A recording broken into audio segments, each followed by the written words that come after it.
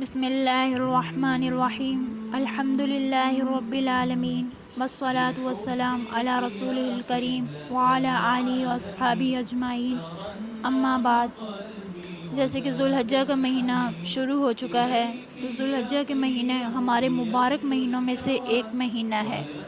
اس میں اللہ تعالیٰ نے حج اور قربانی دو بڑے عمل جمع فرمائے ہیں۔ پوری دنیا سے حجاج کرام اس مہینے میں حج بھی کرتے ہیں اور مینا میں آ کر قربانی کرتے ہیں، اور اللہ سبحانہ و تعالیٰ نے ان ایام کی قسم اٹھائی ہے، اور ایسی قسم اللہ تعالیٰ نے کسی اور دن کی نہیں اٹھائی۔ جیسے کہ سورۃ الفجر میں آتا ہے والفجر، قسم ہے فجر کی۔ اس سے مراد 10 تاریخ کی صبح، جو کہ 9 ذی الحجہ کا دن گزار کر حج کا دن ہوتا ہے، 10 کی صبح یعنی قربانی کی جو صبح ہے اس کی قسم فرمائی۔ پھر آگے واللیال العشر، یکم سے ذوالحجہ کی جو راتیں ہوتی ہیں ان کی قسم اٹھائی۔ پھر والشفع، یہ 10ویں کے دن کی قسم اٹھائی گئی، اور والوتر، یہ 9 تاریخ کی قسم اٹھائی یہاں پر، اور واللیل اذا یسر، 9ویں اور 10ویں رات کی قسم اٹھائی۔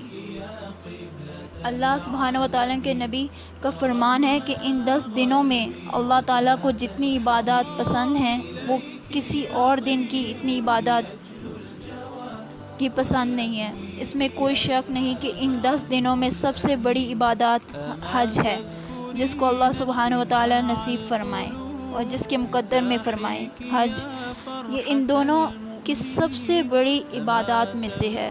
عرفات کے دن کی حاضری میں اللہ تعالیٰ کا ارشاد ہوتا ہے کہ میرے بندوں، آج جتنے بھی گناہ لے کر آؤ، جتنی کہ بارش کے قطرے یا جتنے درختوں کے پتے ہوں، جتنی ریت کے ذریعے، یا اتنے گناہوں کہ زمین اور آسمان گناہوں سے بھر جائے، تو یہاں آ کر ایک دفعہ توبہ کرو تو میں معاف کروں گا۔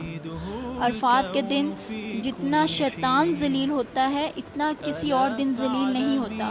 میرے محبوب حضرت محمد مصطفیٰ صلی اللہ علیہ وسلم نے یہ دن حج کا، عرفہ کا ظہر اور اس میں عصر اکٹھی پڑھی کہ پھر سارا دن آپ صلی اللہ علیہ وسلم شام تک دعا مانگی، مسلسل 5-6 گھنٹے دعا مانگتے رہے، اور پھر فرمایا کہ میرا اللہ میرے صحابہ پر فخر فرما رہا ہے اور میں قربان جاؤں خطاب کے بیٹے پر۔ فرمایا کہ عمر بن خطاب کے بیٹے پر میرا اللہ خاص طور پر خوش ہو رہا ہے، اور خاص طور پر میرا اللہ عمر بن خطاب پر فخر فرما رہا ہے۔ تو ان 10 دنوں میں جیسے اللہ تعالیٰ نے جسے اللہ تعالیٰ نے حج میسر فرمایا ہو، تو وہ اس سے بڑی کوئی عبادت کی بات نہیں ہے۔ حج میسر نہیں ہو رہا، تو جیسے کہ آج کل کرونا کی وجہ سے حج کے لیے لوگ نہیں جا پا رہے، یا پھر ان 10 دنوں میں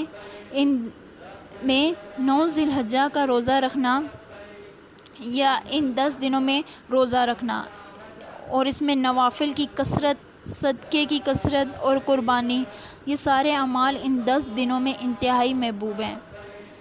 جنہیں اللہ تعالیٰ سعادت دیں وہ حج کریں اور وہ بار بار جائیں۔ زندگی میں حج ایک دفعہ فرض ہے، لیکن اللہ اور اس کے رسول کو یہ پسند ہے کہ اس کے گھر بار بار آیا جائے اور بار بار حاضری دی جائے۔ اللہ کے نبی آخر الزمان کو عمر کے آخری حصے میں موقع ملا، اس کے بعد وہ اس دنیا سے تشریف لے گئے۔ اگر آپ اس کے بعد زندہ رہتے تو یقیناً آپ ضرور حج کرتے۔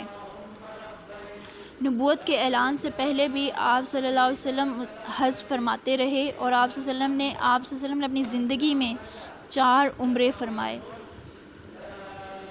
ایک مدینہ سے جب خاص طور پر تشریف لائے، جس کو ہم صلح حدیبیہ بھی کہتے ہیں، اور وہ ہو نہیں سکا، لیکن آپ صلی اللہ علیہ وسلم نے وہاں ہی عمرے کا کام پورا کیا اور سر منڈوایا اور احرام کھولا، اور اگلے سال آپ اس کی قضاء کے لیے تشریف لائے۔ تیسرا عمرہ جب آپ صلی اللہ علیہ وسلم نے فتح مکہ کے بعد کیا، اور چوتھا آپ صلی اللہ علیہ وسلم نے حج کے ساتھ کیا۔ کسی عمل کو یہ کہہ کر ہلکا نہیں لینا چاہیے کہ اس کی کیا ضرورت ہے، کہ اتنا ہی پیسہ خرچ کرتے ہیں کسی غریب کو دے دیں۔ اس طرح اللہ کے گھر کی حاضری کو اتنا ہلکا نہیں لینا چاہیے۔ میرا اللہ بار بار بلائے تو بار بار جانا چاہیے۔ وہ جس کو توفیق ہو عمرے پر جائے اور جس کو توفیق ہو وہ حج پر جائے۔ ہاں، غریبوں پر بھی پیسہ خرچ کرنا چاہیے، رشتہ داروں پر بھی خرچ کریں، ضرورت مندوں پر بھی خرچ کریں، لیکن اللہ کے فضل سے امید ہے کہ جو جس طرح اللہ کے گھر جانے پر خرچ کرتے ہیں تو وہ اللہ کے فضل سے دوسروں غریبوں پر بھی خرچ کر سکتے ہیں۔ اس کا آپس میں مقابلہ نہیں کرنا چاہیے، یہ چیز اللہ کو پسند نہیں ہے۔ دنیا کے سب سے بڑے بادشاہ کے گھر میں حاضری کو ہم اتنا ہلکا نہ سمجھیں۔ تو ان 10 دنوں میں عبادات کا ذوق بڑھا دینا چاہیے، نوافل بڑھا دینے چاہیے، ذکر بڑھا دینا چاہیے، تلاوت بڑھا دی جائے، اور ہمت ہو تو روزے رکھنے چاہیے، خاص طور پر 9 تاریخ کا روزہ۔ اس کی بہت زیادہ فضیلت ہے کہ یہ تمام پچھلے سال کے جو گناہ ہوتے ہیں اس سے معاف ہو جاتے ہیں، صرف اس ایک دن کے روزے سے۔ اور اس کا دوسرا جو بڑا ثواب ہے وہ قربانی ہے، اور یہ قربانی حضرت آدم علیہ السلام سے چلی آ رہی ہے۔ اس قربانی کی بنیاد تو حضرت آدم علیہ السلام سے پڑی ہے، لیکن جو ہمیں حکم ملا ہے وہ حضرت ابراہیم علیہ السلام سے ملا ہے۔ ایک بہت ہی خوبصورت قصہ ہے اور بہت ہی عجیب و غریب کہ اللہ پاک پر سب کچھ لگا دینا چاہیے۔ تو اسی طرح ایک شخص کو دعا مانگتے مانگتے کچھ 60 برس گزر گئے تھے، 65 برس گزر گئے کہ اے اللہ، یہ دعا مانگتے ہوئے کہ اے اللہ مجھے نیک اولاد دے دے، کہ اے اللہ مجھے نیک اولاد دے دے۔ نیک اولاد ہوئی 84 عمر میں، اللہ سبحانہ وتعالیٰ نے بیٹے سے نوازا۔ بڑھاپے کی اولاد تو بہت ہی پیاری ہوتی ہے۔ تو ابھی چند دن ہی نہیں گزرے تھے تو اللہ تعالیٰ نے کہا کہ اسے چھوڑ کر آؤ۔ حضرت ابراہیم علیہ السلام نے فرمایا کہ کہاں چھوڑ کر آؤں؟ تو اللہ تبارک و تعالیٰ نے فرمایا حضرت جبرائیل علیہ السلام آئیں گے، تمہیں راستہ بتائیں گے۔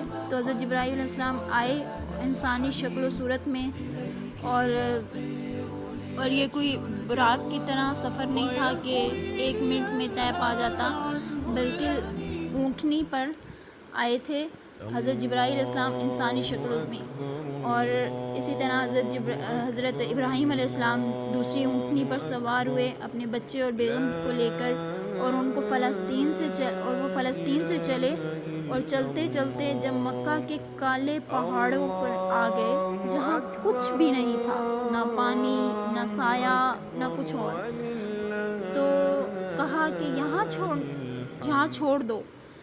بیت اللہ کا ایک ڈھیر تھا تب۔ تو حضرت ابراہیم علیہ السلام جب ان کو آگ میں ڈالتے وقت وہ اتنا نہیں گھبرائے تھے، لیکن جب یہ سن کر گھبرا گئے کہ یہاں کیسے چھوڑ دوں، تو یہاں تو کچھ بھی نہیں ہے۔ تو حضرت جبرائیل علیہ السلام نے کہا کہ یہ اللہ تبارک و تعالیٰ کا حکم ہے کہ اس بچے کو یہیں چھوڑ دیا جائے۔ تو وہیں چھوڑ کر واپس چلے آئے۔ تو حضرت ہاجرہ علیہ السلام حیران و پریشان ہو گئی کہ کہاں چھوڑ دیا ہے، کیوں چھوڑ دیا ہے، اور جواب بھی نہیں دے رہے۔ 3 میل ساتھ چلتی رہی ان کے اور پوچھتی رہی، اور وہ جواب ہی نہیں دے رہے تھے۔ 3 میل کے بعد ان کو یاد آیا کہ یہ تو اللہ کے نبی ہیں۔ سوال کیا حضرت ابراہیم علیہ السلام سے حضرت ہاجرہ علیہ السلام نے کہ یہ اللہ کا حکم ہے؟ تو حضرت ابراہیم علیہ السلام نے فرمایا ہاں یہ اللہ کا حکم ہے۔ تو حضرت ہاجرہ علیہ السلام نے جواب دیا جاؤ، پھر مجھے اللہ ضائع نہیں کرے گا۔ اس قدر وہ حوصلے والی تھی۔ تو بچے کو ایسے جنگل میں چھوڑا، جب وہ بڑے ہو گئے تو حکم آ گیا اب ذبح کرو۔ تب آپ کی عمر ہو چکی تھی 92 یا 94 سال، اور 100% یہی ہے کہ ان کی 90 سے عمر زائد تھی۔ تو وہ پھر فلسطین سے چلے اور مکہ جا رہے ہیں، کیا کرنے جا رہے ہیں کہ بچہ ذبح کرنے جا رہے ہیں، کوئی مرغی یا کوئی جانور ذبح کرنے نہیں جا رہے۔ تو پھر ان کو تیار کروا کے مینا کی وادی میں لا کر کہنے لگے کہ بیٹا اللہ کا حکم ہے کہ میں تمہیں ذبح کر دوں۔ تو بیٹے نے کہا آپ کر دیں جو آپ نے کرنا ہے۔ حضرت ابراہیم علیہ السلام کہنے لگے تمہیں خبر بھی ہے کہ میں کیا کہہ رہا ہوں؟ تو حضرت اسماعیل علیہ السلام نے کہا جی مجھے پتہ ہے آپ کہہ رہے ہیں کہ مجھے ذبح ہونا ہے، تو آپ کے بدلے مجھے اللہ ملے گا وہ آپ سے بہتر ہے، دنیا کے بدلے مجھے جنت ملے گی جو دنیا سے بہتر ہے۔ معصوم بچے نے کہا کہ ابا میرے ہاتھ باندھنا، الٹا لیٹانا اور پھر اپنا کرتا مجھے پہنا دینا، اپنا کرتا اتارنا اور کہا کہ یہ میری اماں کو دے دینا کہ یہ میری نشانی رہے گی، اور آپ اپنا کرتا مجھے کفن دے کر مجھے دفنا دینا۔ تو ان کے ہاتھ باندھے اور ان کے پاؤں باندھے اور الٹا لٹا دیا اور اپنا گھٹنا ان کی کمر پر رکھا اور سر کے بال سے ان کو پکڑا کر اوپر اٹھایا تاکہ چھری چلائیں۔ چھری چلانے کے لیے ایک ہاتھ میں چھری اور دوسرے ہاتھ میں ان کے بال تھے، اور آسمان کی طرف دیکھا کہ اے اللہ تو مجھ سے ناراض ہو گیا ہے کہ اسماعیل کی محبت میرے دل میں جگہ پکڑ لی ہے۔ نہیں میرے مالک، میرے دل میں تیرے سوا کچھ نہیں ہے، پھر اگر میرا امتحان ہے تو پاس کر دے، میرے دل میں تیرے سوا کچھ نہیں ہے، اور اگر تم مجھ سے ناراض ہے تو اپنی ناراضگی دور کر دے اور